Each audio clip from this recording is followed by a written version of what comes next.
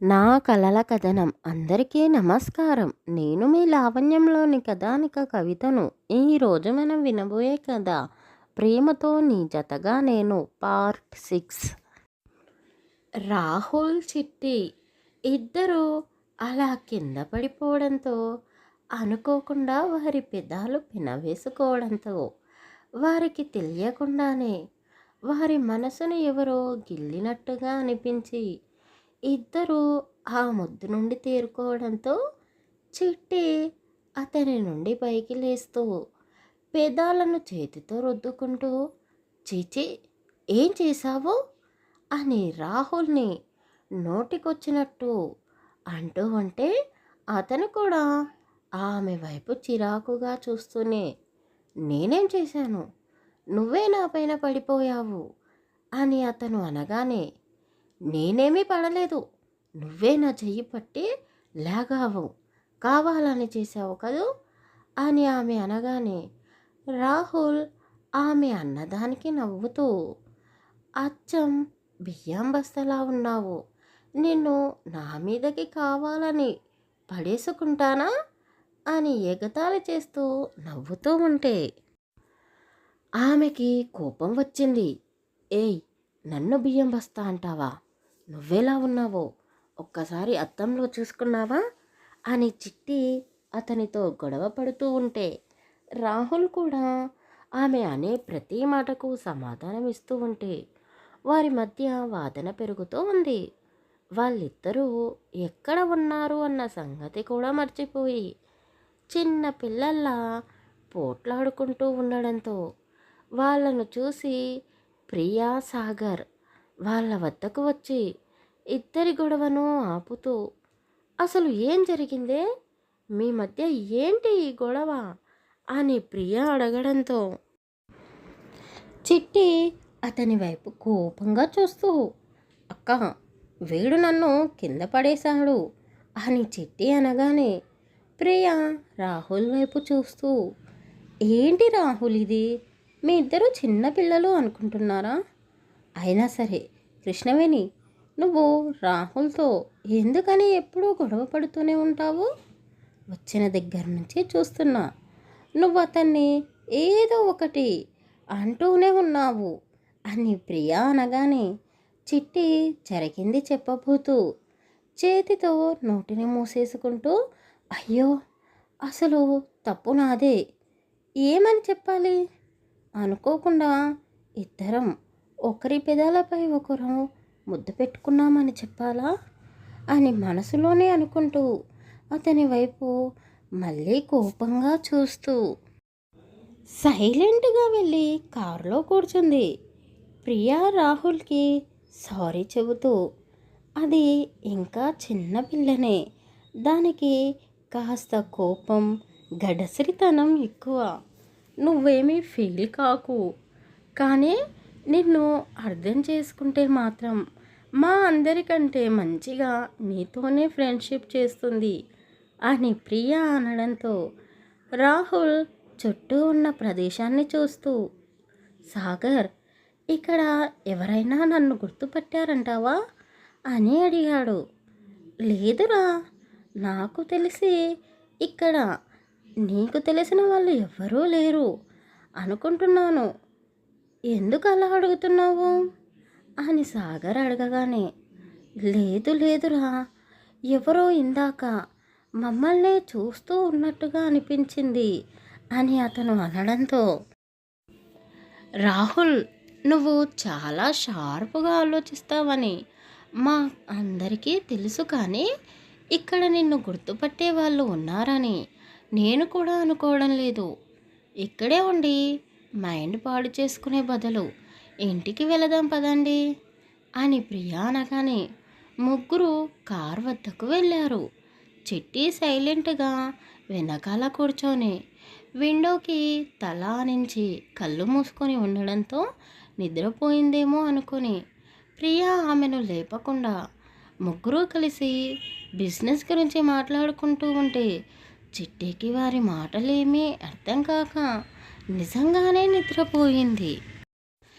ఇంటికి చేరిపోయిన చిట్టి నిద్రపోతూ ఉండడంతో సాగర్ ఆమెను తన చేతులతో ఎత్తుకొని లోపలికి తీసుకువెళ్ళి బెడ్పై పడుకోబెడుతూ ఉండగా సుభద్ర అది చూసి సంతోషిస్తూ రాఘవయ్య వద్దకు వెళ్ళి నవ్వుతూ, ఏమయ్యా, నీకు ఒక విషయం చెప్పాలి. మన చిట్టిని సాగర్ బాబు ఇష్టపడుతున్నాడు. వాళ్ళిద్దరికీ పెళ్లి చేస్తే చిట్టి చాలా సంతోషంగా ఉంటుంది అని ఆమె చెప్పగానే రాఘవయ్య ఆమెను విచిత్రంగా చూస్తూ, ఏంటే, ఏమంటున్నావు? మరి చిట్టి పెళ్ళికి ఒప్పుకుంటుందా? అయినా అతను మన చిట్టిని ఇష్టపడుతున్నాడని నీకెలా తెలుసు అని అతను అడగడంతో, అయ్యో, సాగర్ బాబు చిట్టి కోసం అమెరికా నుండి ఎన్ని గిఫ్ట్స్ తెచ్చాడో మీరే చూశారు కదా అంటూ జరిగింది మొత్తం చెప్పి, మన చిట్టి కూడా సాగర్ బాబు చెప్పిన మాట తప్పకుండా వింటుంది. అతని మాట ఎప్పుడూ కాదనలేదు. దాని మనసు మారేలోపే వాళ్ళిద్దరికీ పెళ్లి చేసి పంపించేద్దాము. రేపు మా అమ్మా నాన్న షష్ఠపూర్తి పూర్తి కాగానే సాగర్ అమ్మా నాన్నలతో పెళ్లి విషయం మాట్లాడుదాం. ఎలాగో అది పుట్టకముందే సాగర్ బాబు వాళ్ళ అమ్మా నాన్న చిట్టిని వాళ్ళ ఇంటి కోడలు అనుకున్నారు కదా.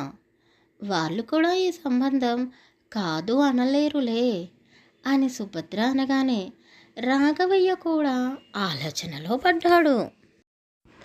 రాహుల్ చాలా చిరాకుగా ల్యాప్టాప్లో వర్క్ చేసుకుంటూ కనిపించడంతో ప్రియా అతని వద్దకు వెళ్ళి కూర్చుంటూ, ఏంటి రాహుల్, ఏమైంది? ఎప్పుడూ బిజీగా ఉంటావు. ఈ పల్లెటూరు వాతావరణంలోనే కాస్త ఎంజాయ్ చేస్తామని నిన్ను ఇక్కడికి పంపిస్తే ఇక్కడ కూడా పని చేసుకుంటూనే కూర్చుంటావా అని ఆమె అడుగుతూ ఉంటే రాహుల్ చిరాకుగానే, ఈరోజు మీ చెల్లి చేసిన పనికి నా వర్క్ డబుల్ అయ్యింది అని అతను అనగానే ప్రియా నవ్వుకుంటూ, అయ్యో, దానికి తెలియక ఏదో పొరపాటు చేసిందేమో, తెలిస్తే ఎవరి వర్క్ డిస్టర్బ్ చేయదు అని ఆమె అంటూ ఉండగానే సాగర్ ప్రియాని వెతుక్కుంటూ వచ్చి, అమ్మయ్య, ఇక్కడున్నావా? ఇల్లంతా వెతికాను. నిన్ను మా మమ్మీ వాళ్ళు పిలుస్తున్నారు, త్వరగా పద అంటూ ప్రియా చెయ్యి పట్టుకొని తనతో పాటు తీసుకువెళ్తూ, రాహుల్, గుడ్ నైట్ అని అతనికి చెప్పేసి అక్కడి నుండి వెళ్ళిపోయారు ఇద్దరు.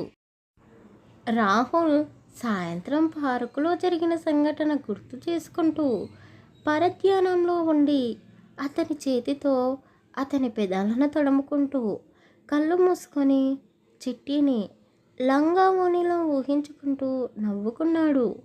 నిమిషం పాటులోనే తేరుకొని, చిచి, నేనేంటి దాన్ని తలుచుకుంటూ ఉన్నాను? అయినా అది ఆడపిల్లలో ఉంటుందా? ఎప్పుడు పైంటు చొక్కాలు వేసుకొని రౌడీలా విరుచుకుపడుతుంది. అది లంగా ఓణి వేసుకోవడం ఏంటి? అయినా అది నాకు గుర్తుకు రావడం ఏంటి అని రాహుల్ తలకొట్టుకుంటూ మళ్ళీ అతని పనిలో మునిగిపోయాడు. రాహుల్ చాలా లేటుగా నిద్రపోవడం వల్ల ఉదయాన్నే నిద్ర లేవలేకపోయాడు. అందరూ రెడీ అయ్యి పచ్చటి పొలాల మధ్య షష్ఠిపూర్తి కోసం ఏర్పాటు చేసిన వద్దకు వెళ్ళారు. అందరూ వెళ్ళిపోయారు అని రాహుల్ కూడా ఫ్రెష్ అయ్యి బైక్ స్టార్ట్ చేసుకుంటూ వెళ్ళడానికి సిద్ధంగా ఉన్న అతన్ని వెనకాల నుండి ఎవరో పిలుస్తున్నట్టుగా అనిపించడంతో వెనక్కి తిరిగి చూశాడు. అంతే, చూస్తూనే రెప్ప వేయకుండా ఉన్నాడు. నిన్న అతను ఊహించినట్టు చిట్టి లంగా ఓణిలో అందమైన అమ్మాయిలా కనిపిస్తూ ఉంటే అతను ఆశ్చర్యపోయి చూస్తూ ఉన్నాడు. ఓయ్, పిలుస్తూ ఉంటే అలా వెళ్ళిపోతున్నావేంటి?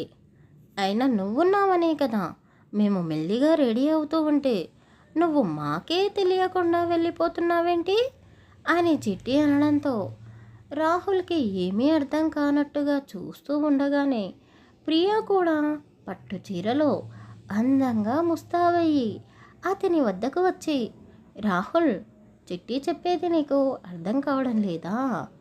మేము నువ్వు పడుకున్నావని చెప్పి మెల్లిగా రెడీ అవుతూ ఉన్నాము. నువ్వు నిద్ర లేవగానే ముగ్గురం కలిసి వెళ్దాము అనుకున్నాము. కానీ నువ్వు లేచిన సంగతి కూడా మాకు తెలియలేదు. సరే కానీ బైక్ పక్కన పెట్టు. అదిగో అక్కడ కారు ఉంది, వెళ్దాం పదా అని ప్రియా అనడంతో రాహుల్ సైలెంట్గా కార్ తీసి డ్రైవ్ చేస్తూనే, ఏంటి అసలు ఏం జరుగుతుంది? నిన్న నేను ఊహించుకున్నట్టే చిట్టి అచ్చం అలాగే రెడీ అయ్యింది ఏంటి అని మనసులోనే అనుకుంటూ సతమత పడిపోతూ ఉన్నాడు. ముగ్గురూ కలిసి ఫంక్షన్ దగ్గరికి చేరిపోగానే సాగర్ వాళ్ళని చూడగానే ప్రియా వచ్చింది అని సంతోషిస్తూ కారు వద్దకు వెళ్ళి ఆమెకు చెయ్యి అందిస్తూ ముందుగా ఆమెను కారులో నుంచి బయటకు దించాడు. చిట్టి మొదటిసారి లంగా ఓని వేసుకోవడంతో ఆ చున్నీతో అవస్థపడుతూ ఉంటే సాగర్ ఆమెకు కూడా చెయ్యందించి చిట్టిని కూడా కారులో నుంచి దింపుతూ ఉంటే సుభద్ర రాఘవయ్య వాళ్ళని చూస్తూ ఒకరిని ఒకరు చూసుకుంటూ, చూసావా నేను చెప్పింది నిజమే అని ఇప్పటికైనా నమ్ముతారు కదా అని ఆమె అనగానే రాఘవయ్య వాళ్ళిద్దరికీ పెళ్లి చేయాలి అని ఫిక్స్ అయ్యాడు. ఆ తర్వాత ఏం జరగబోతుంది తర్వాయి భాగంలో తెలుసుకుందాం. కథ నచ్చితే లైక్ చేసి మన ఛానల్ని సబ్స్క్రైబ్ చేసుకోండి అబ్బా.